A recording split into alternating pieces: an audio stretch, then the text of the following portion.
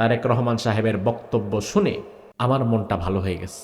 তারেক রহমান সাহেব বলেছেন, আগামীর বাংলাদেশে যে কোনো দল ক্ষমতায় আসতে পারে, তবে যারাই আসবে আমাদের সবার টার্গেট থাকবে রাসূলের আদর্শ অনুযায়ী এই দেশটাকে আমরা ইনসাফ দিয়ে সাজাবো। তিনি কুরুচিপূর্ণ কোনো শব্দ প্রয়োগ করেন নাই। বিপরীত পক্ষকে যা দাও, পোড়ায় দাও, মেরে ফেলো, হলো তাড়ায় দাও, এমন কোনো কথাও তিনি বলেন নাই। 17 বছর যাদের জন্য তিনি দেশে আসতেই পারলেন না, তাদের নামটাও নেন নাই। তিনি শুধু বলেছেন এদেশ নিয়ে আমাদের একটা স্বপ্ন আছে, ইচ্ছা আছে। তার কথার সবচেয়ে আকর্ষণীয় জায়গা আমার কাছে যেটা লেগেছে, তিনি বলেছেন এই বাংলাদেশের যে দলই আমরা ক্ষমতায় আসি না কেন, আগামীর বাংলাদেশকে আমরা মুহাম্মদুর রাসূলুল্লাহ সাল্লাল্লাহু আলাইহি ওয়াসাল্লামের আদর্শের ভিত্তিতে একটি ইনসাফপূর্ণ রাষ্ট্র কায়েম করব। এই কথাটা শুনেছেন আপনারা? এই কথাটা আমি কয়েকবার করে শুনেছি। তারেক রহমান সাহেব বলেছেন, আগামীর বাংলাদেশে যে কোনো দল ক্ষমতায় আসতে পারে, তবে যারাই আসবে আমাদের সবার টার্গেট থাকবে রাসূলের আদর্শ অনুযায়ী এই দেশটাকে আমরা ইনসাফ দিয়ে সাজাবো। আমরা দোয়া করি, আল্লাহ তিনি যে কথা মুখে উচ্চারণ করেছেন এই কথা যেন কাজে বাস্তবায়ন করতে পারে, সেই তৌফিক তুমি তাকে দিয়ে দাও। তার কারণ এই যে এত কষ্ট, শুরুতে এত কথা বলতে হলো, রাস্তাঘাট খারাপ, কারণ কি? তার কারণে এই সমাজে ইনসাফ নাই। ইনসাফ যদি থাকতো তাহলে বাংলাদেশের 18 কোটি মানুষের নাগরিক সুবিধা একই রকম থাকতো। কেউ খেয়ে দে পাঁচতলায় থাকবে, আর কেউ না খেতে পেরে গাছতলায় পড়ে থাকবে। ইসলাম এটা বলে না, বরং ইসলাম বলে আমার কাছে ইনসাফের আদর্শ শিখতে হবে। আমার কাছে 18 কোটি মানুষ, এভরিওয়ান ইজ ইকুয়াল ইন ইসলাম। ইসলামের কাতারে সবাই সমান। ইসলামের কাছে ধনী গরিব, আমির ফকির, সাদা কালোর কোনো ভেদাভেদ আছে? আছে? নাই। যে এটা বুঝবেন কিভাবে? মসজিদের দিকে তাকান। মসজিদে যখন আপনারা যান জুমার দিন মসজিদের মধ্যে শুধু কি এক দলের লোক থাকে নাকি ব্যাক দলের লোক থাকে? ব্যাক দলের থাকে। মসজিদে আওয়ামী লীগ, বিএনপি, জামাত, জাতীয় পার্টি, হেফাজত, খেলাফত, জাসদ, বাসদ, জমিয়ত, তরিকত, আরো নাম না জানা যত দল আছে, সব কাতারে মানুষ মসজিদে যায়। এই যে জুমার দিন হাজার হাজার মানুষ একই মসজিদে নামাজ পড়ে, ওই একই কাতারে সব দলের লোকের সংমিশ্রণ হয়ে যায়। কোনো এক দলের লোকের জন্য আলাদা কোনো কাতার থাকে না। এমনকি শুধু তাই নয়, এলাকার সবচেয়ে গরিব মানুষ, যেই মানুষটা আরেকজন মানুষের কাছে চেয়ে পড়ে খায়, ভিক্ষা করে জীবন কাটায়, ওই গরিব মানুষটাও যদি প্রথম কাতারে দাঁড়ায় যায়, আপনাদের এমপি সাহেবও যদি প্রথম কাতারে দাঁড়ায়, ওই গরিব মানুষটা নামাজের কাতারে এমপির পায়ে পা লাগায়া দাঁড়াবার মতো হিম্মত রাখে, ঠিক কিনা? এছাড়া সমাজের আর কোন জায়গায় এমপির সাথে ওই গরিব মানুষ দেখা করতে পারবে না। এক কাতারে দাঁড়ানো তো পরের বিষয়, কারণ আমাদের সমাজে পয়সাওয়ালা যারা হয়, ক্ষমতাওয়ালা যারা হয়, অধিকাংশই গরিবদেরকে গরিব মানুষ বলে মনেই করে না। এমন অনেক পয়সাওয়ালা দেখেছি যে তারা ড্রাইভারের সাথে কোনোদিন এক টেবিলে বসে খেতেও রাজি হয় না। কারণ তুই তো মানুষই না বেটা, তুই ড্রাইভার, তুই আমার সাথে পয়সা খাবি কেমনে? আমার ভাই, পৃথিবীতে একটা মাত্র জায়গা মসজিদ যেখানে সবাই সমান। কেন সবাই সমান? তার কারণ মসজিদ চলে রাসূলুল্লাহর আদর্শের ভিত্তিতে। মসজিদ যদি রাসূলের আদর্শের ভিত্তিতে চলার কারণে সব দল সেখানে ইনসাফ পেতে পারে, বাংলাদেশটাও যদি রাসূলের আদর্শে আমরা চালাতে পারি, তাইলে মসজিদের মতো ইনসাফ আমাদের সমাজেও কায়েম হওয়ার সম্ভাবনা আছে না নাই?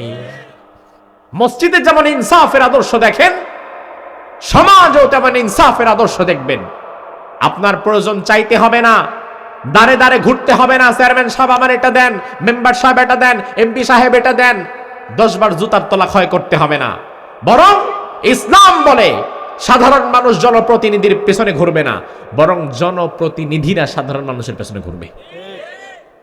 কি লাগবে আপনার, কি প্রয়োজন, এটা ইসলাম শিখিয়েছে। ১৫০০ বছর আগে ইসলাম জাহিলি যুগে ইনসাফ প্রতিষ্ঠা করেছিল। সুবহানাল্লাহ। আজ তারেক রহমান সাহেব যে বললেন আমরা রাসূলুল্লাহর আদর্শে ইনসাফ প্রতিষ্ঠা করব, আমরা এটাই চাই। ইসলাম কায়েমের আগে সমাজে ইনসাফ কায়েমের দরকার। কারণ যেই সমাজে ইনসাফ থাকে না, ওই সমাজে ইসলামও থাকে না। আর ইনসাফ কায়েম থাকলে ৮০% ইসলাম অটোমেটিক চলে আসে। ইনসাফের আদর্শ কায়েম করা লাগবে। বিশ্বনবী সাল্লাল্লাহু আলাইহি ওয়াসাল্লামের কাছে দুই ব্যক্তি একবার বিচার নিয়ে আসছেন। কি নিয়ে আসছেন? আমাদের সমাজে, আপনাদের গ্রামে বিচার আচার করে এমন লোক আছে না? মাতবর না? হ্যাঁ, ভিলেজ পলিটিক্স, মাতবররা বিচার আচার করে। আবার ওই বিচারে দেখা যায় আপনি যদি তল দিয়া কিছু ধরায় দিতে পারেন, তাহলে বিচারটা আবার উল্টায়ও যেতে পারে। হয় না এরকম? আর যদি বিচার প্রার্থী, এমনও লোক দেখেছি তার নিয়মই নাকি হচ্ছে তার কাছে যে বেড়া বিচার আগে নিয়ে আসতে পারবে সে রায়টা তার পক্ষে দিবে। অর্থাৎ আপনি আসামি, কিন্তু আপনি আমার আগে চলে গেছেন বিচার প্রার্থী হয়ে, তাহলে মাতবর সাহেব রায়টা তার পক্ষে দিবে, কারণ সে তো আমার কাছে আগে আসছে, তুমি তো আসতে পারো নাই দৌড়ায়া, তোমার শরীর টরিল মোটা, আসতে দেরি হয়েছে, এ তো আগে চলে আসছে। আহারে বেইনসাফ। রাসূলুল্লাহর কাছে বিচার নিয়ে এসেছেন দুই ব্যক্তি।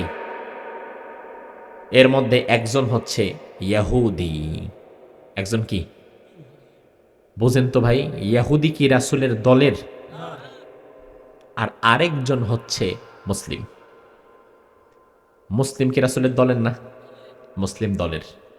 আর ইহুদি একদম 180 অ্যাঙ্গেলের উল্টা। এসে মুসলিম ব্যক্তি বিচার দিল, ইয়া রাসূলুল্লাহ, দুইজনের মধ্যে একটা ঝামেলা হয়েছে, মধ্যখান দিয়া পানি যায়, পানির লাইন, আমরা দুইজনের ক্ষেত, আমাদের খেতে পানির দরকার, তার ক্ষেতটা আগে, আমার ক্ষেতটা পরে। আমি তারে বারবার বলছি, শোনো, আমি আগে আমার খেতে পানি নিমু, তারপরে তুমি তোমার খেতে নিবা। সে কয় না, যেহেতু আমার ক্ষেত আগে, আগে পানিটা আমারে নেইতে দাও, তারপরে তুমি নাও। এখন বিচার করে দেন। আল্লাহর হাবিব বললেন, সঠিক বিচার হচ্ছে আল আউয়ালু ফাল আউয়াল, আগে যে আসবে আগে সেই পাবে। যদি আগে কোনো মুসল্লি ব্যক্তি যায়, তাকে ওই জায়গা থেকে তুলে দিয়ে অন্য কোন নেতা খেতারে ওই জায়গা বসানো জায়েজ নাই। আমাদের সমাজে জুমার দিন দেখা যায় মসজিদে একদল লোক আছে, এরা সে সবার পরে আতর গোলাপ মাইখা, পাঞ্জাবি টুপি পইরা, সবার পরে আইসা ঘাড় ডিঙ্গায়া ডিঙ্গায়া একেবারে জমিদারের মতো সামনে গিয়া বসে। আছে না নাই? আপনি মনে করতেছেন এটা খুব ভালো না, আপনার বরত্ব। হাদিসের মধ্যে রাসূল কি বলেন দেখেন, আমি তো আমার বাপের কথা দিয়ে ওয়াজ করছি না।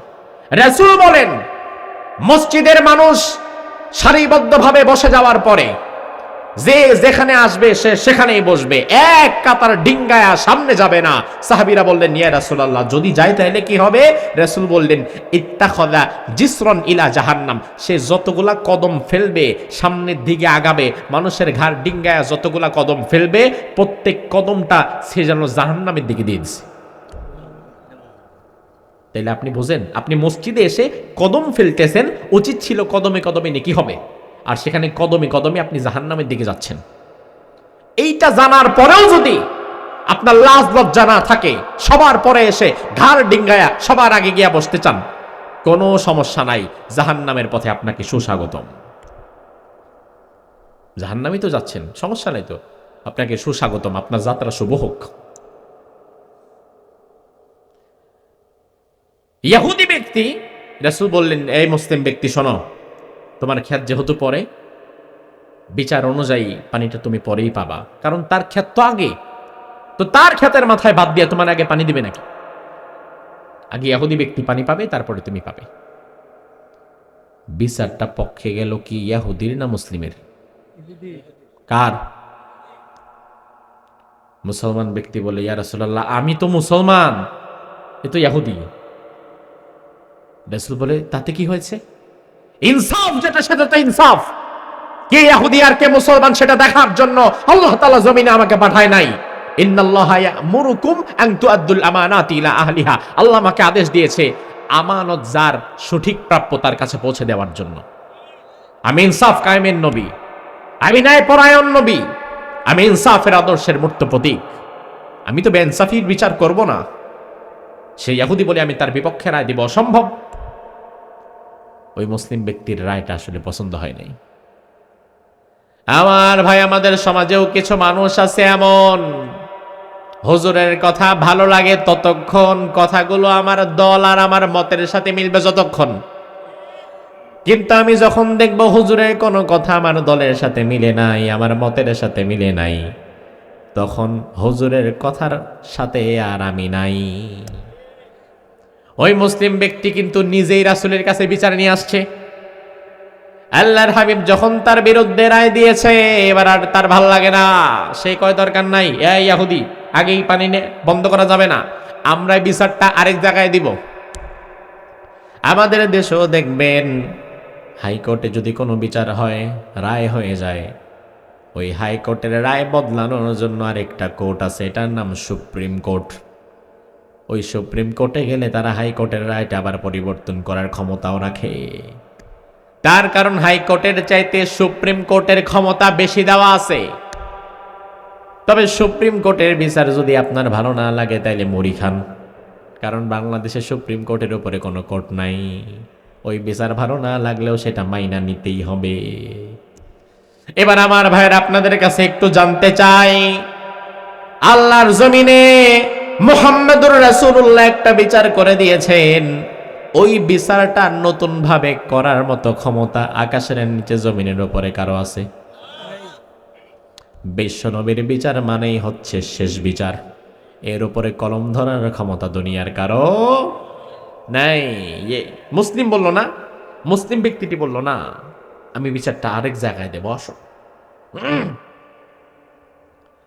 দুইজন মিলে চলে গিয়েছে রাসূলুল্লাহ সবচেয়ে কাছের সাহাবী আবু বকরের কাছে। আবু বকর স্বভাবগতভাবেই মানুষটা কোমল হৃদয়ের। অনেক মানুষ আছে, এলাকার মানুষ কত কথা বলে, কত রাগায়, কত খেপায়, কিন্তু খেপে না। যেমন আছে তেমন, কত ক্ষতি করে মানুষ তার, উনি কারো ক্ষতি করেন। আবু বকর ছিলেন এই গোছের মানুষ, তিনি কারোর সাথে কোনো বাজ বিচারে যেতেন না।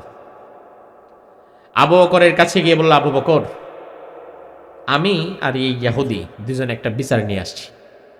এই বিচারটা আগে একজন করছে, এখন এটাকে আমরা আবার সানি করাইতে চাই, দ্বিতীয়বার করাতে চাই।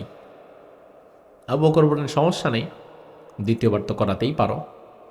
আচ্ছা তাহলে প্রথমবার করছেটা কি?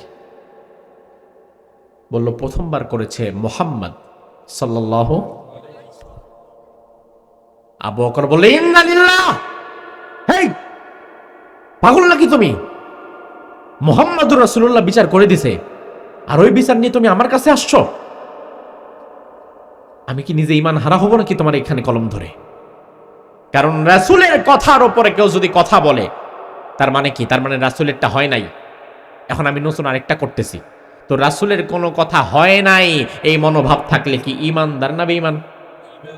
ঈমানদার না বেঈমান? আবু বকর বলে, ইন্না লিল্লাহ ইন্না লিল্লাহ, এই কাজে আমি নাই, যাও যাও তো অন্য জায়গায় যাও।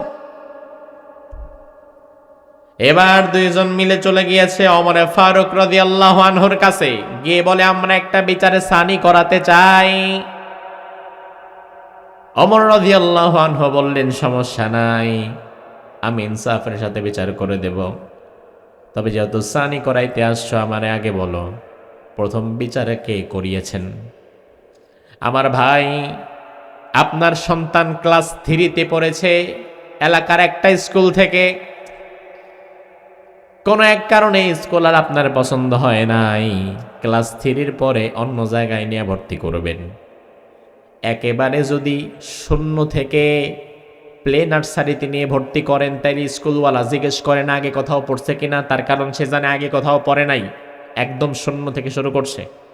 আর যদি কোথাও থ্রিতে পড়া অন্য কোনো জায়গায় যদি ফোরে পড়তে যান, স্কুল কর্তৃপক্ষ কিন্তু জিজ্ঞেস করবে আগে কোথায় পড়ে আসছে। ওমর ফারুক বললেন, আগে বিচারটা করছে কে? যেহেতু বিচার আমার কাছে নাকি সানি করাইবা, তাহলে প্রথমটা করলো কে? ওই ব্যক্তি দুজন বলল, প্রথম বিচার করেছেন মুহাম্মদুর রাসূলুল্লাহ সাল্লাল্লাহু আলাইহি ওয়াসাল্লাম। এই কথা শোনার পরে ওমর ফারুক থমকে দাঁড়ালেন। তিনি মুসলিম ব্যক্তির দিকে তাকিয়ে বললেন, মিয়া তুমি মুসলমান না? কয় হ্যাঁ আমি মুসলমান। বিশ্বনবী বিচার করেছেন, এই বিচার তোমার ভালো লাগে নাই? কয় না লাগে নাই। তার কারণ কেমনে লাগবে দেখেন, আমি মুসলমান, রাসূলের দলের লোক, রাসূল নিজের দলের লোকের প্রতি রায় না দিয়া ভিন্ন দলের লোকের প্রতি রায় দিছে। আপনার কাছে আসছে এইটা মনে করে আপনি অনেক ভালো বিচার ফয়সালা করতে পারেন, ইনসাফের বিচারটা আপনি করতে পারবেন। ওমরের পাম দিচ্ছে যে আপনি কিন্তু ভালো বিচার করবেন, এটা আমি জানি, এখন আপনি একটা বিচার করে দেন। ওমর বললেন, কোনো সমস্যা নাই, একটু দাঁড়াও, দুইজন এখানে একটু দাঁড়াও, আমি আসবো আর যাব, আসবো আর যাব, শুধু একটু দাঁড়াও। ওমর ফারুক রাদিয়াল্লাহু আনহু ঘরের ভেতরে চলে গেলেন। ঘর থেকে মুহূর্তের ভেতরে খোলা তলোয়ারটা নিয়ে এসেছে। এসে কোনো কথা না বলে ওই মুসলিম ব্যক্তির কল্লা বরাবর একটা কোপ দিয়ে তার গর্দানটা দেহ থেকে আলাদা করে ফেলে দিছে। ইহুদি এই দৃশ্য দেখা দিছে দৌড়, মনে করছে দ্বিতীয়বার আমারও মারবো। চিন্তা করছে, কি রে ভাই, বিচার করবেন না করবেন না, আপনি আবার দিক কল্লা কাটা শুরু করলেন কেন? ইহুদি দৌড়ে ভেঙে গেছে। গোটা মদিনায় আওয়াজ উঠে গেছে, কতলা ওমর মুসলিমান, ওমর একজন মুসলমানকে হত্যা করেছে। বিষয়টা কিন্তু ভয়ঙ্কর, যে নিজ দলের লোক একজন আরেকজনকে হত্যা করছে, তার মানে সে কত খারাপ, নিজ দলের লোককেই হত্যা করে। যে ব্যক্তিকে মারা হয়েছিল তার পরিবার আসছে কিসাস নিতে। কিসাস, কিসাস মানে হচ্ছে এটা ইসলামের বিধান। ইসলাম বলে তুমি যদি কাউকে হত্যা করো, বিনিময়ে তুমি যারে যেমনি হত্যা করছো তোমারেও সেইভাবে হত্যা করা হবে। একটা থাপ্পড় মেরেছেন, জুলুম করেছেন, ইসলাম বলে কিসাস হিসাবে তুমি একটা থাপ্পড় মারো। হাত কেটে ফেলেছে, কিসাস হিসাবে তুমি হাত কেটে ফেলো। চোখ উপড়ে ফেলেছে, কিসাস হিসাবে তুমি চোখ উপড়ে ফেলো। আর হত্যা করেছে, হত্যার বদলে হত্যা করা লাগবে, অন্য কোনো বিচার নাই। আদালত কায়েম হবে, সাক্ষী প্রমাণ হবে, এই হবে সেই হবে, এরপরে অমুক ধারা তমুক ধারা এত নাম্বার আইনের মারপ্যাচ দিয়া তাদের 4-5 বছরের জেল দিবেন। এই নিয়ম ইসলাম বলে না, বরং ইসলাম বলে যে যে অপরাধ করবে তাকে সেভাবেই শাস্তি দেওয়া লাগবে। আপনি যাকে যতটুকু আঘাত করবেন, আঘাত করার সময় চিন্তা ভাবনা করে করবেন, আমি যতটুকু করতেছি এতটুকু আবার আমারে দিলে আমি নিতে পারবো তো, আমি নিতে পারবো তো, এই টেন্ডেন্সি মাথায় রাখবেন। ওসমান হাদিকে গুলি করা হলো, আজ 14-15 দিন হয়ে গেছে, ওসমান হাদির হত্যার বিচার হয় নাই। আমাদের সামনে মুলা ঝোলানো হলো যে 90 দিনের মধ্যেই আমরা এই বিচারটা শেষ করার চেষ্টা করব। আপনাদেরকে আমি আজকে কোরআন সামনে নিয়ে বলে দিয়ে যাই, এই জমিনে যদি কোরআন প্রতিষ্ঠা না হয়, ইনসাফ প্রতিষ্ঠা না হয়, গতানুগতিক ধারার আইনের মধ্য দিয়ে যদি চলতে থাকে, ওসমান হাদি হত্যার বিচার 90 দিন তো দূরের কথা, 90 বছরেও হবে না। ওসমান হাদির হত্যার বিচার করতে পারবে ইসলাম। তন্ত্রমন্ত্র বাদ দেন, ইসলামের ইনসাফের আদর্শ কায়েম করেন, কিসাসের আদর্শ কায়েম করেন। ইসলাম বলে যেভাবে আরেকজনকে হত্যা করা হয়েছে, হত্যাকারীকে শুধু ধরা হবে, জনসম্মুখে এনে সেভাবেই হত্যা করে ফেলা হবে। ওসমান হাদিকে যেমন জনসম্মুখে সবার সামনে মাথার মগজের মধ্যে গুলি করা হয়েছে, ওই হত্যাকারীকে ধরে এনে বাংলাদেশের সব মিডিয়ার সামনে, সব মানুষের সামনে আগামী দিন শুক্রবার জুমার নামাজের পরে বাইতুল মুকাররমের চত্বরে দাঁড়িয়ে ওপেনলি যদি ফায়ার করে দেওয়া হয়, এটাই হচ্ছে কিসাস। কোনো আলকা পিরিত নাই, যতটুকু মারবা ততটুকু খাওয়ার মতো আবার হিম্মত থাকা লাগবে। এখন ওমরে ফারুক তো একজনকে মেরে ফেলছে, কল্লা কেটে ফেলছে, কিসাস নেওয়ার জন্য তার পরিবারের লোকজন আসছে। রাসূলুল্লাহর কাছে চলে গেছে, গিয়ে বলে, ইয়া রাসূলুল্লাহ, আপনার সাহাবী ওমর একজন মুসলিমকে হত্যা করে ফেলেছে, কিসাস নেন, আমরা ওমরকে মাফ করব না। ওমরের প্রতি রাসূলের ভালোবাসা কি মনে হয় আছে না নাই? আল্লাহর হাবিব বললেন, আমি অবাক হয়ে গেলাম, আমার ওমর কিভাবে একজন মুসলমানকে হত্যা করে। লা আযুন্নু আন্না ওমর কাতালা মুসলিমান, আমি তো ভাবতেই পারি না আমার ওমর কেমনে মুসলমানকে হত্যা করে। কিন্তু যেহেতু হত্যা করেই ফেলেছে, আমি তো আর কিছুই করতে পারবো না, ওমরেও কিসাসের জন্য দাঁড় করাও, ওমরেও কিসাসের জন্য দাঁড় করাও। এমন সময় আল্লাহ রাব্বুল আলামিন জিবরাইল আমিনের মাধ্যমে আয়াত দিয়ে দিলেন। আল্লাহ তাআলা আয়াত নাযিল করলেন কোরআনে কারীমের মধ্যে। আল্লাহ জানায়া দিলেন, ও নবী, ফালা ওয়া রাব্বিকা লা ইউমিনুনা হাত্তা ইউহাক্কিমুকা ফীমা শাজারা বাইনাহুম সুম্মা লা ইয়াজিদু ফী আনফুসিহিম হারাজাম মিম্মা কাযাইতা ওয়া ইউসাল্লিমু তাসলিমা। চিৎকার দিয়ে বলেন আল্লাহু আকবার। আল্লাহ বললেন, ও নবী শুনে নেন, ফালা ওয়া রাব্বিক, আপনার রবের কসম আমি আল্লাহ করছি। তার মানে আল্লাহ তার নিজের কসম করছে। আল্লাহ বলে, ও নবী আপনার রবের কসম, যে মানুষগুলো নিজেদেরকে ইমানদার দাবি করার পরে, মুসলমান দাবি করার পরে আপনার কোন বিচার ফায়সালা মানতে দেরি করবে, তাদের মনের মধ্যে সংকোচ থাকবে। আপনার বিচার ফায়সালা মুসলমান দাবি করার পরেও যারা মানবে না, আপনার রবের কসম তারা তো ইমানদারের খাতায় পড়েই না। ওমর কোন ইমানদারকে মানে নাই, ওমর মারছে একটা মুনাফিকের বাচ্চাকে। আপনি ইসলাম গ্রহণ করেছেন, আপনি নিজেকে মুসলমান দাবি করেন, রাসূলুল্লাহর আদর্শ আপনার ভালো লাগে না, রাসূলুল্লাহর রাষ্ট্রনীতি আপনার ভালো লাগে না, রাসূলুল্লাহর অর্থনীতি ভালো লাগে না, রাসূলুল্লাহর বন্দিনীতি যুদ্ধনীতি ভালো লাগে না, রাসূলের জীবনের একটা অংশ যদি আপনার ভালো না লাগে, ওয়াল্লাহি আপনি ঈমানদারই না। ইসলাম যদি গ্রহণ করেন, চোখ বন্ধ করে রাসূলুল্লাহর জীবনের সব কিছু মেনে নেওয়ার দরকার আছে না নাই? রাসূলুল্লাহর আদর্শ ছিল ইনসাফের আদর্শ। রাসূলুল্লাহ অবাক হয়ে গেলেন, না আমার ওমর তো করতেই পারে না। আল্লাহ তাআলা আয়াত নাযিল করে দিলেন, নবী আপনি ঠিকই ধরেছেন, ওমর কোন মুসলমানকে না, মুনাফিককে হত্যা করেছে। আমার ভাই, কোন ওমর? যেই ওমরের জন্য রাসূল নিজে দোয়া করে ওমরকে আল্লাহর কাছ থেকে বিশেষভাবে চেয়ে নিয়েছেন।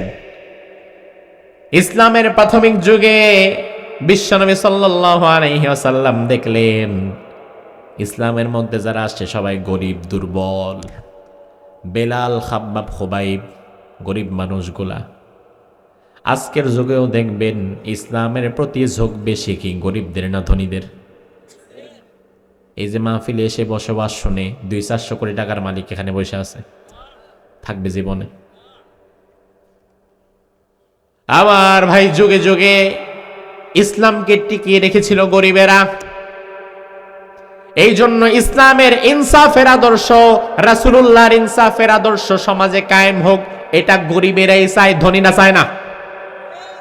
কারণ সমাজের ধনীরা ভালো করেই জানে, দেশে যদি কোনোদিন রাসূলের ইনসাফের আদর্শ কায়েম হয়ে যায়, তাইলে গার্মেন্টস ফ্যাক্টরি বানায়া হাজার হাজার কর্মীর বেতন মাইরা আমি বিদেশে গিয়া ভর্তি করতে পারবো না। এই জন্য এই সমাজের ধনীরা কোনোদিন ইসলাম প্রতিষ্ঠা হোক এটা জীবনেও চায় না। কারণ তারা ভালো করেই জানে, ইনসাফের রাষ্ট্র যদি কায়েম হয়ে যায়, তাইলে এই রাষ্ট্র প্রতি বছর আমার গলায় পাড়া দিয়ে আমার জাকাতের টাকা হিসাব কইরা বের কইরা গরিবদের দিয়ে দিবে। এখন তো আমার জাকাতের টাকা আসে 10 কোটি টাকা, 20 কোটি টাকা, আমি 2-1 লাখ টাকার শাড়ি আর লুঙ্গি দেয়া নাম ফুটাই। কিন্তু দেশে যদি ইনসাফ কায়েম হয়ে যায়, তাহলে সরকার আমার ব্যাংক অ্যাকাউন্ট, আমার ব্যবসা বাণিজ্য সব নজরদারিতে রাখবে। এরপরে সরকার নিজে হিসাব করে আমার কত জাকাত আসছে সব বের করবে, বের কইরা আমি না দিলেও সরকার আমার ব্যাংক থেকে টাকাটা কাইটা গরিবদের দিয়া দিবে। এই জন্য এই সমাজের ধনীরা কোনোদিন নিজেদের সুবিধার জন্যই তারা ইনসাফের আদর্শ চায় না, বরং তারা এই সমাজের মধ্যে জুলুমতন্ত্র টিকিয়ে রেখেছে। এখন আমরা যদি না চাই, কে চাইবে?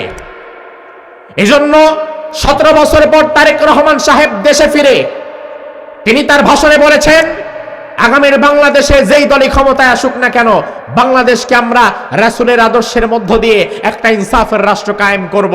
আমরা দোয়া করি আল্লাহ তিনি যেন তার কথা বাস্তবায়ন করতে পারে, বলেন আমিন। তারেক রহমান সাহেব, আপনার জন্য আমরা দোয়া করি, এই মানুষগুলো দোয়া করে। আপনি 17 বছর নির্বাসিত ছিলেন, প্রবাসে ছিলেন। আমি মাঝে মাঝে 2, 4, 10, 15 দিনের জন্য দেশের বাহিরে যাই। গত 3 মাস আগে 10 দিনের সফরে ছিলাম মালয়েশিয়া এবং সিঙ্গাপুরে। যাওয়ার পরে প্রথম 2-4 দিন ভালোই লাগছে, শেষ দিনগুলো আর ভালো লাগতেছে না। আমি শুধু আমার সঙ্গী, সফর সঙ্গী যে ছিল তাকে বলতেছিলাম হোটেলে শুয়ে শুয়ে, ভাই ধুর কবে যাব দেশে, কবে ফ্লাইট। চিন্তা করতেছিলাম, আল্লাহ 10 দিনের জন্য প্রোগ্রামে আসছি, ঘুরতে আসছি, এতেই যদি আমার এত খারাপ লাগে, তাহলে যেই মানুষগুলা 2-4 বছরের জন্য প্রবাসে এসে পড়ে থাকে, মা বাবা ছাড়া, আপনাদের গ্রামে প্রবাসী নাই, এরা কতটা কষ্ট করে। আর তারেক রহমান সাহেব 17 বছর প্রবাসে ছিলেন, নিজের ভাইয়ের জানাজায় শরীক হতে পারেন নাই, তার কতটা কষ্ট। মানুষ হিসাবে ডেফিনেটলি তিনি কষ্ট পেয়েছেন। দুনিয়াতে খুব কম মানুষ দ্বিতীয়বার সুযোগ পায়। আল্লাহ আপনাকে ভালোবেসেছেন, আল্লাহ আপনাকে দ্বিতীয়বার সুযোগ দিয়েছেন, নিজ মাতৃভূমিতে সম্মানের সাথে ফেরত দিয়েছেন। অতীতের ভুলগুলো থেকে শিক্ষা গ্রহণ করে ভবিষ্যৎ বাংলাদেশে ইনসাফের রাজনীতি যদি আপনি করতে পারেন, আপনি যদি চাঁদাবাজি আর দুর্নীতি মুক্ত রাজনীতি করতে পারেন, আপনি যদি ইনসাফ প্রতিষ্ঠা করতে পারেন, ইসলাম প্রতিষ্ঠার দরকার নাই, আপনি ন্যায় বিচার প্রতিষ্ঠা করেন, সমতা প্রতিষ্ঠা করেন, ন্যায্য অধিকার প্রতিষ্ঠা করেন, মানুষে মানুষে ইনসাফ প্রতিষ্ঠা করেন, বিশ্বাস করেন ইনসাফের আদর্শ যদি আপনি প্রতিষ্ঠা করতে পারেন, 18 কোটি মানুষ আপনার জন্য দোয়া করবে। 18 কোটি মানুষ আপনার জন্য দোয়া করবে। আপনার পিতা শহীদ প্রেসিডেন্ট জিয়াউর রহমানকে মানুষ যেমন ভালোবাসে, ওসমান হাদি ইনসাফের পক্ষে দাঁড়িয়েছিল, এই ক্ষণ জন্মা 33 বছরের যুবককে যেমন মানুষ কোনো দল মত ছাড়াই ভালোবেসেছে, আপনাকেও তেমন মানুষ দল মত ছাড়াও ভালোবাসবে। আপনার দল করা লাগবে না, এমনিতেই ভালোবাসবে। আর যদি ইনসাফের আদর্শ কায়েম করতে ব্যর্থ হন, তাইলে আপনার জন্য কি আছে এটা মালিক ঠিক করে রেখেছে। ইনসাফের আদর্শ কায়েম করেন। রাসূল দেখলেন, আহারে ইসলামে প্রথম দিকে যারা আসছে সব গরিব গরিব মানুষ, পেটে খাবার নাই, তারা ইসলামের কথা বলবে কেমনে? শক্তি নাই গায়ে, পেটে নাই খাবার, কি করবে?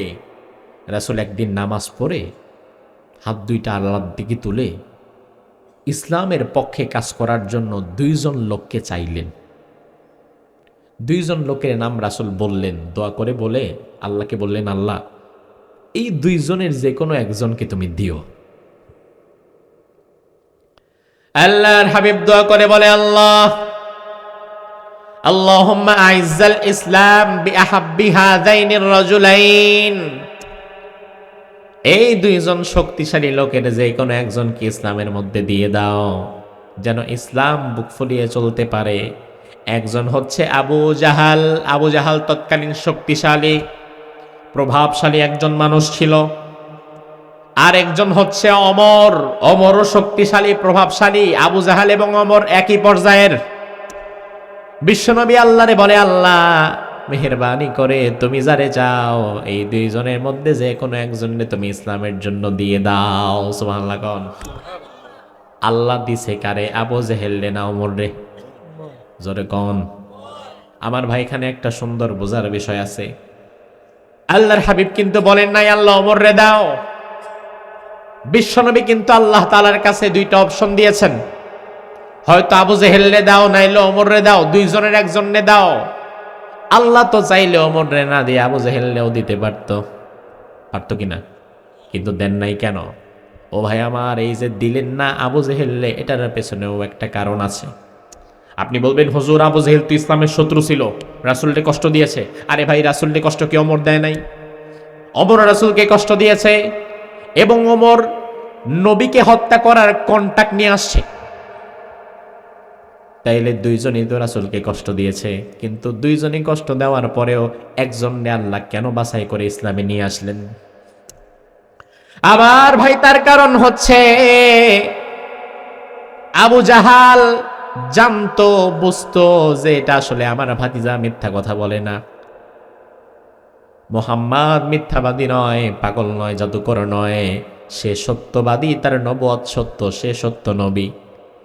বিশ্বনবীর সব সত্য আবু জেহেল জানতো, জানার পরেও ইচ্ছা করে বিরোধিতা করত। কারণ আবু জেহেল চিন্তা করত, আমি যদি মুহাম্মাদের দলে ঢুকে যাই, আমি যদি মুহাম্মাদের সত্যটা গ্রহণ করে নেই, তাইলে 2 দিন পরে আমার নেতাগিরি আর খেতাগিরি তো চলবে না, নেতাগিরি চলে যাবে মুহাম্মাদের হাতে। আবু জেহেল সত্যটা জানতো, জেনে বুঝেই বিরোধিতা করত। আর অমর যতদিন বিরোধিতা করেছে, না জেনে করেছে, যখনই সত্যটা জানতে পেরেছে, সত্যটা জানার পরে অতীতের সব ভুলগুলো থেকে শিক্ষা গ্রহণ করে ইসলামে প্রবেশ করে ফেলেছে। আমার ভাই, তার মানে এখান থেকে শিক্ষা নেন, আপনি না জেনে ভুল করছেন, এই ভুলের ক্ষমা আছে, কিন্তু আপনি বুঝতেছেন হুজুর যে কথা বলতেছে কোরআন হাদিস থেকে এটাই সত্য কথা, আপনার বিবেক বলে দিচ্ছে আপনাকে যে ইনসাফের আদর্শ কায়েম করলে এই সমাজে শান্তি আসবে। এই সত্যটা জানার পরেও যদি আপনি না মানেন, তাইলে আপনার জায়গা আর আবু জেহেলের জায়গা একই জায়গা। আমাদের সমাজে এমন মানুষের সংখ্যাই বেশি যারা সত্যটা জানার পরেও মানতে চায় না, আছে না নাই? আর আপনি যদি অমরের মতো হন, এতদিন না বুঝে অন্যায় করেছেন, জুলুম করেছেন, মানুষের হক মেরেছেন, আজকে থেকে আপনার বুঝ তৈরি হয়ে গিয়েছে, তওবা করেন, দিনের পথে ফিরে আসেন, ভালো পথে ফিরে আসেন, মানুষের হক নষ্ট করিয়েন না, বরং মানুষকে আপনি সহযোগিতা করেন। অমরের মতো আপনাকে যিনি কবুল করে নিতে পারে তিনি কে? আবু জেহেলের টোটাল বিরোধিতাটাই ছিল জেনে বুঝে বিরোধিতা। তার প্রমাণ, আবু জেহেলের একজন সহকারী ছিল, কি ছিল? নাম ছিল আখনাস। কি নাম? মনে রাখেন, নাম হচ্ছে আখনাস। কি নাম? আখনাস আবু জেহেলের সবচেয়ে কাছের লোক, পিএস সহকারী, চা লাগলে চা দেয়, কাগজ লাগলে কাগজ দেয়, যা লাগে তাই দেয়, পাশ থেকে আগায় দেয়। আখনাস একদিন রাত্রি বেলায়, গভীর রাত, আবু জেহেলের পাশ দিয়ে হাঁটছে একাকী রাস্তায়। আবু জেহেলকে বলছে, লিডার একটা কথা বলি, কিছু মনে না করলে। হ্যাঁ, ক। আপনার আসলে কি মনে হয় আপনার ভাতিজার কথাগুলো কি সত্য কিনা? আপনি তো জ্ঞানী মানুষ। আবু জেহেল ডানে বামে ভালো করে আগে তাকাইছে, তাকায় দেখছে আসলে কেউ আছে নাকি। এবার আবু জেহেল বলে, আখনাস রে, জটিল একটা প্রশ্ন তুই করলি, তোরে আজকে আমি জবাব দিয়ে দেই।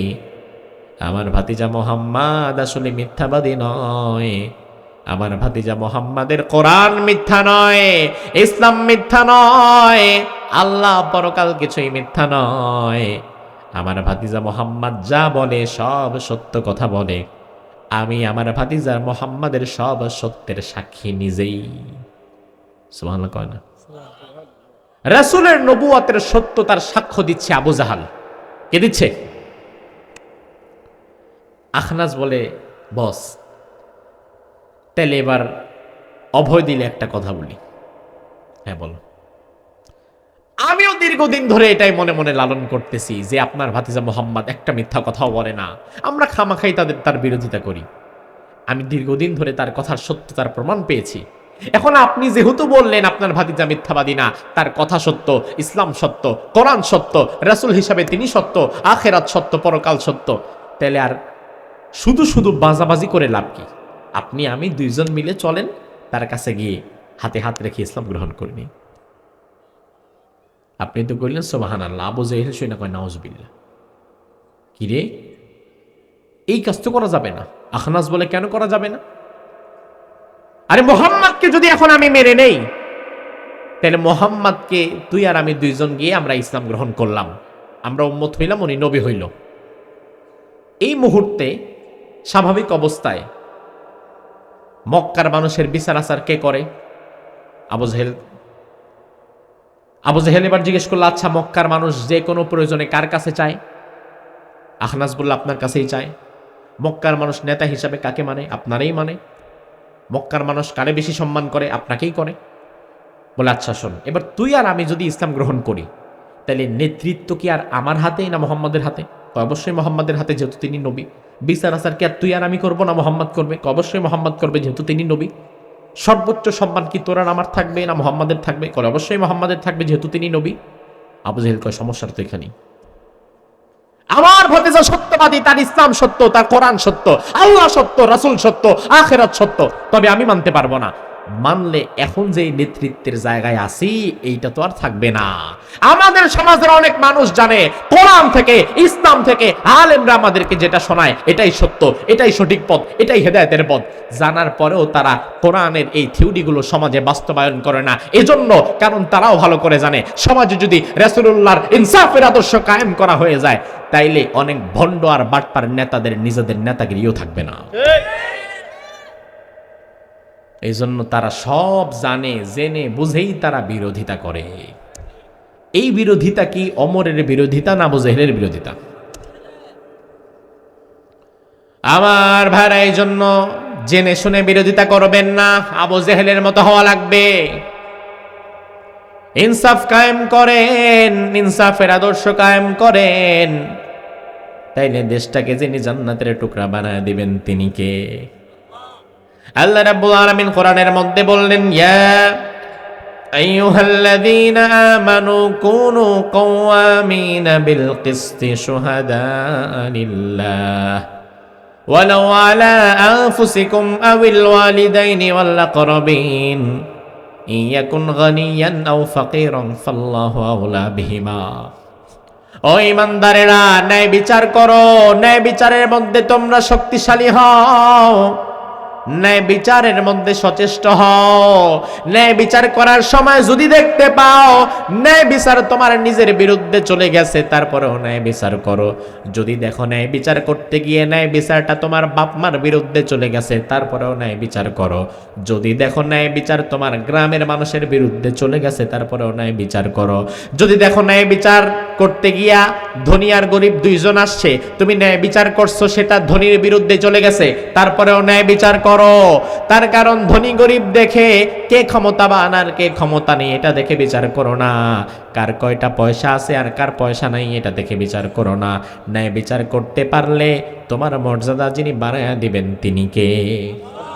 আল্লাহর হাবিব হাদিসের মধ্যে বললেন, হাসরের কঠিন ময়দানে নিচে যখন থাকবে তামার জমিন, মাথার 1 বিঘত উপরে থাকবে সূর্য, সূর্যের প্রচন্ড তাপে সারা শরীরটা পুড়ে পুড়ে ছাই হয়ে যেতে থাকবে, মাথার মগজগুলো টকবক করে ফুটতে থাকবে।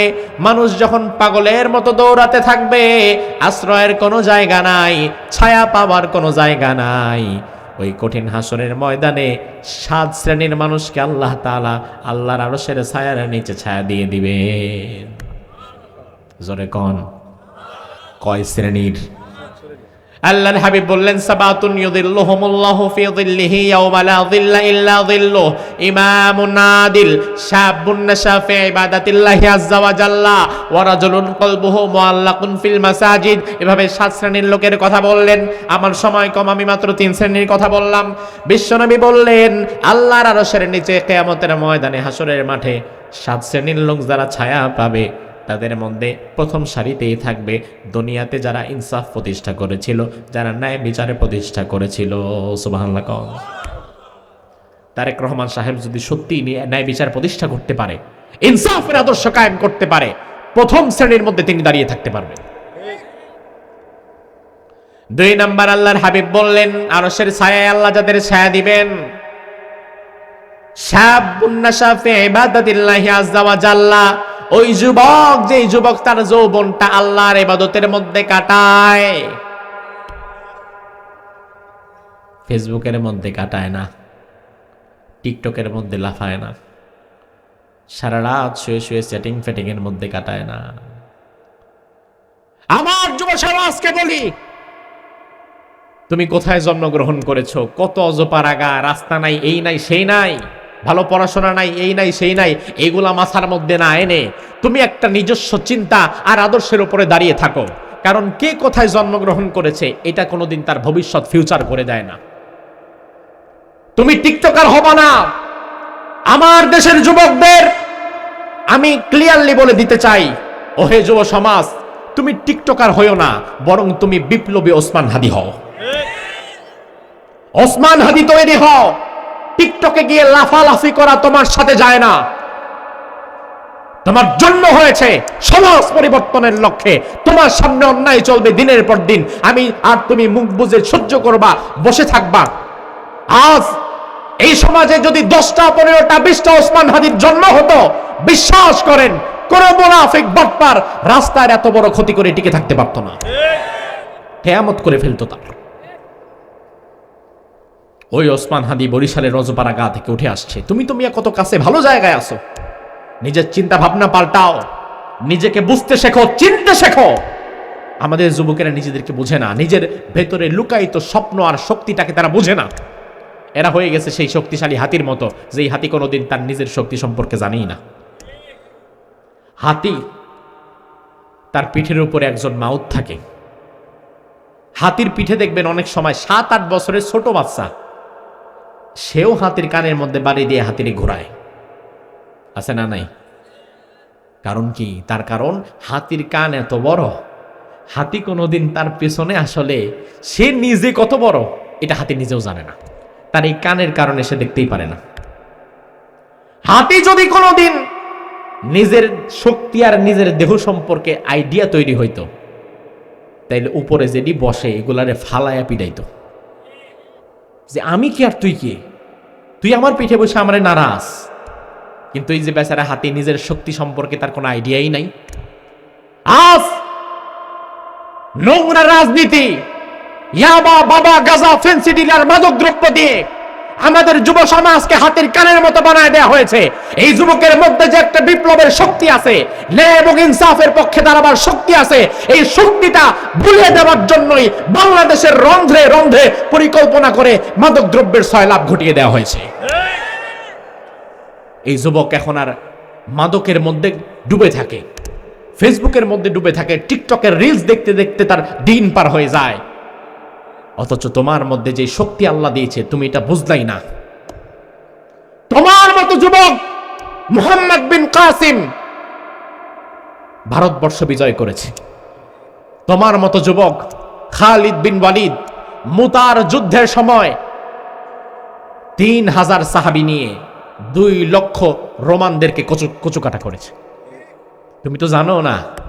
তুমি বলিউডের আর তামিল মুভি দেখে মনে করো তারা কত শক্তিশালী। এই সব কম্পিউটার এডিটার ভিএফএক্স দিয়ে তোমাকে দেখায়, বোঝায় যে আমরা মুশরিকেরা অনেক শক্তিশালী ছিলাম। মূলত পৃথিবীর ইতিহাসে শক্তিশালী জাতি ছিল মুসলিম জাতি। অন্যথায় পৃথিবীতে এমন একটা নজির আপনি পাবেন না যেখানে 2000 3000-এর বিপরীতে 2 লাখ। মুসলমানদের সৈন্য সংখ্যা 3000, আর অপর প্রান্তে তদানীন্তন পৃথিবীর সুপার পাওয়ার রোমানদের সৈন্য সংখ্যা 2 লাখ। খালিদ বিন ওয়ালিদ সেই যুদ্ধে 9টা তলোয়ার ভেঙে ফেলেছে যুদ্ধ করতে করতে। ইতিহাস বলে সেদিন যুবক খালিদ বিন ওয়ালিদ আঙ্গুলের মাথায় তার তলোয়ারটা নিয়ে ফ্যান যেভাবে ঘুরে সেভাবে সে তার তলোয়ারটা ঘোরাচ্ছিল আর সামনের দিকে দৌড়াচ্ছিল। শুধু যেদিক দিয়ে ঢুকতেছিল 2 লাখের মধ্য দিয়ে, সেদিক দিয়ে কাটা মাথাগুলো টাস টাস টাস টাস করে জমিনের উপরে পড়তেছিল। এই হচ্ছে খালিদ বিন ওয়ালিদ, আমার পূর্বপুরুষ খালিদ বিন ওয়ালিদ। আমি তো সেই খালিদ বিন ওয়ালিদের মতোই একজন মুসলিম যুবক। আমি তো মুহাম্মদ বিন কাসিমের মতোই মুসলিম যুবক। আমি তো বাবরের মতোই মুসলিম যুবক। তা না পারলে আমি কেন পারবো না? আমি পারি না এই কারণে ওই হাতির কানের মতো মাদক দ্রব্য দিয়ে আমাকে আমার নিজের অস্তিত্ব আজকে ভুলিয়ে দিয়েছে। এই জন্য আমার মধ্যে কোনো শক্তি নাই। আমার যুবক ভাইরা, ইনসাফের আদর্শ কায়েম করা লাগবে। ইনসাফ কায়েম করতে হবে। রাসূলুল্লাহ এই জমিনে সর্বোচ্চ ইনসাফ কায়েম করে আমাদেরকে দেখিয়ে দিয়েছেন, ঠিক কিনা? কষ্ট হচ্ছে আপনাদের? আর 5টা মিনিট নেব ইনশাআল্লাহ। প্রচন্ড রাত, আপনারা বসে থাকলে থাকেন, আমি থাকতে পারবো না। আমার যে কি পরিমাণ কষ্ট হচ্ছে এটা এক আল্লাহ জানে আর আমি জানি। এত ঠান্ডা, আর এগুলো আটকায়ও দেয় নাই পোলাপান। স্টাইল করতে গিয়ে এগুলা রাখছে খোলা। এই 2টা জায়গা যদি আটকানো থাকতো তাইলে যে দেখেন ভেতরে কুয়াশায় ঘুম ঘুম করতেছে, এটা থাকতো না। যাক, যুবকেরা আগামী থেকে যেন আরো ভালো আয়োজন করতে পারে, আল্লাহ কবুল করুক, বলি আমিন। তাবুকের যুদ্ধে 30,000 সাহাবী নিয়ে রাসূলুল্লাহ নিজে রওনা হয়েছেন। পথ পাড়ি দেওয়া লাগবে 900 কিলোমিটার। কয়শো কিলোমিটার? বাংলাদেশের এক প্রান্ত থেকে আরেক প্রান্ত 900 কিলোমিটার হয় না, কম হয়। আর সেখানে পাড়ি দেওয়া লাগবে 900 কিলোমিটার, তার মানে টেকনাফ থেকে তেতুলিয়া ওভার হয়ে যাবে। আমার ভাই, বাহন হিসাবে একমাত্র বাহন ছিল উট। তার কারণ ঘোড়া দিয়া 2, 4, 10 কিলো, 20 কিলো, 50 কিলো যাওয়া যায়। শত শত কিলোমিটার পাড়ি দেওয়ার জন্য তৎকালীন জামানায় উট ছাড়া কোনো বাহন ছিল না। অবাক করা বিষয়, মুসলমানদের কাছে ওই সময় 30,000 সাহাবীর জন্য 30,000 উটও ছিল না। মুসলমানদের কাছে উট যেটা যা ছিল, তাতে প্রত্যেক উটে মিনিমাম 3 জন করে বসা লাগে। জোরে কোন কয়জন? 3 জন। আল্লাহর হাবিব উটগুলোকে দাঁড় করালেন, সাহাবীদেরকে ভাগ করলেন, এই তোমরা 3 জন এখানে, তোমরা এখানে। এভাবে সব উটে রাসূল সবাইকে বসালেন। প্রত্যেকটা উটেই রাসূল 3 জন করে সেট করলেন। বিশ্বনবী যেহেতু নিজেও যাবেন, তার নিজেরও একটা উটের দরকার আছে না নাই? আল্লাহর হাবিব নিজেও একটা উট রাখলেন। বিশ্বনবী দুনিয়া আখিরাতের সর্বোচ্চ সম্মানিত মানুষ, তিনি একটা উট আলাদা ব্যবহার করবেন, এটা তো খুবই স্বাভাবিক। কিন্তু আল্লাহর হাবিবের ইনসাফ লক্ষ্য করেন। ইনসাফের আদর্শ কাকে বলে? ও মুসলমান, ইনসাফের রাজনীতি যদি করতে চাও, তাইলে দুনিয়ার অন্য কোন নেতার আদর্শে করা যাবে না ইনসাফের আদর্শ। আর ইনসাফের রাজনীতির আদর্শ বাবা রাসূলুল্লাহর জীবনের মধ্যে, ঠিক না ঠিক? আল্লাহর হাবিব নিজের জন্য যেই উটটা রাখলেন, রাখার পরে আলীকে ডেকে বললেন, আলী তুমিও আমার সাথে এই উটে আসো। আরেকজন সাহাবী, তার নাম আবু লুবাবা, আবু লুবাবা তুমিও আমার সাথে এই উটের পিঠে আসো। তাইলে বাকি সবার উটের পিঠে 3 জন, আর রাসূলের উটের পিঠে কয়জন? বুঝে না নাকি একজন? সবার উটের পিঠে রাসূল 3 জন দিয়ে, নিজের উটের মধ্যেও রাসূল নিজে সহকারে আরো 2 জন, মোট 3 জন বসে গেছেন। ইনসাফ আছে না নাই? ইনসাফ। আমার ভাই, উট এমন এক প্রাণী, যে প্রাণী নিজে নিজে হাঁটতে চায় না, যে প্রাণীরে হাঁটানোর জন্য সামনের থেকে রশি ধরে একজনকে টানা লাগে। তাই না, নিয়ে যাওয়া লাগবে না, একটু টানতে হবে, নাইলে সে আসবে না। তাকে বোঝা লাগবে যে আমার আগে কোন দিকে যেতে বলতেছে। বলো বাবা, তিনি ওটের রশি ধরে টানছেন, রাসূল এবং আলী ওটের পিঠে বসা। একটু পরে আবার আলী রাদিয়াল্লাহু আনহু নিচে নেমে গেলেন, তিনি রশি ধরে টানলেন, রাসূল এবং আবু লুবাবা ওটের পিঠে বসা। কিছু দূরে যাওয়ার পরে রাসূল বললেন, একটু থামো। রাসূল নিজে নিচে নামলেন। সবাই ভাবলেন, যেহেতু আমাদের দলনেতা, রাসূল যেহেতু নিচে নেমেছেন, হয়তো বিশেষ কোনো প্রয়োজন আছে, হয়তো ইস্তিনজা করবেন, পেশাব পায়খানার হাজত আছে।